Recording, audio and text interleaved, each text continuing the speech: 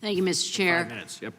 Competition brings down prices, right? And when we don't have real competition, then executives and investors get to reap more profits and everyone else gets sticker shock. And that's partly why this area of the law is so interesting to me.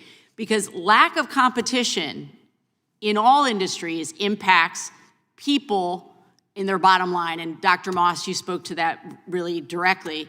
And this includes maritime shipping. So although this may be a small aspect of what's increasing costs, it is important for us to look at this. And it's why antitrust law matters.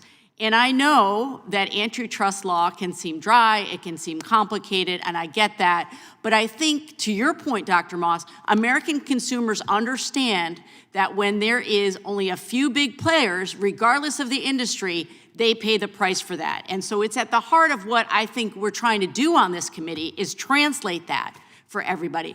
Dr. Seacott, I appreciate that we have a catamount in the room today from University of Vermont. Nice to see you. I would like to go to you first. Am I right that about 80 to 90% of ocean shipping is actually controlled by just 3 major shipping alliances? Would you mind putting on your mic? I apologize. That's all right. Not used to this. Yes, that was the fiscal year 2024 figure in the FMC report. There's one very large company that is subsequently removed itself from an alliance, but the most, by any stretch, you would call this quite a concentrated industry. And so we talk about alliances, we talk about conferences, but again, I'm trying to translate it for people back home. From where I sit, this looks a lot like cartels.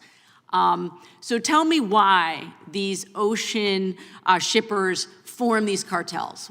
Why does this advantage them? Well, the advantage, I mean, there could be 2 possible advantages from an economic perspective, right?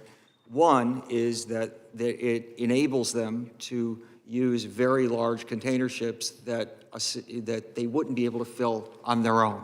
That is one, that's their logic for an efficiency defense. Okay. Okay? But the other logic would be the market power, the exercise of market power.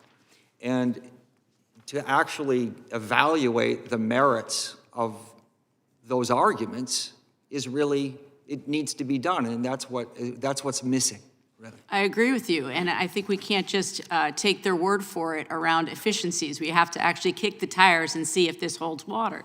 And I want to get to what you were talking about, market power. Tell me what they can do collectively as a cartel that they can't do separately. Well, if it's a full cartel, now cartels... And I'm using that word. I understand you may not be comfortable with that word. Because technically they're not permitted to fix rates jointly, right? And that would be one stretch. But if you can fix capacity jointly, you can potentially have the same impact. Okay. So do you think it's fair to say that these massive ships with mountains of containers that carry basically everything that Americans see on their shelves, they're owned by these 3 alliances, cartels, so they are actually impacting Americans directly every time that they go to the store and take something off the shelf. Is that fair to say? Yeah, absolutely. And not only that, it's all the American firms. You know, much of what's traded are inputs as well and intermediate goods, so it hurts companies.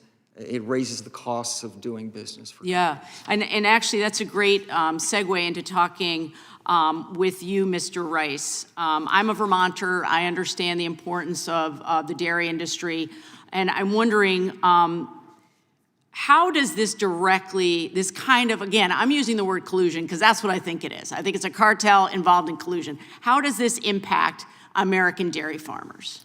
Well, thank you, Congresswoman, and Vermont has some great cheeses and other dairy products. Thank you for noticing. But for cheeses, for example, perishability is a real concern, and when these carriers aren't beholden to the interest of U.S. agriculture or dairy exporters, those products may not reach end customers in time, and then you have a shelf life issue. It has to be disposed. Absolutely, and I see that I am out of time. If I could just say, if you'll indulge me just for a moment, Mr. Chair, I know that this is an issue that we can come together on as Democrats and Republicans. It's one of the reasons why I love being on this subcommittee, where we could actually do some bipartisan work. And I hope that this is something that we will dive into, not just on the shipping industry, but all the industries in which Americans are getting screwed because we're not actually holding their feet to the fire and actually enforcing antitrust law. Thank you. I yield back.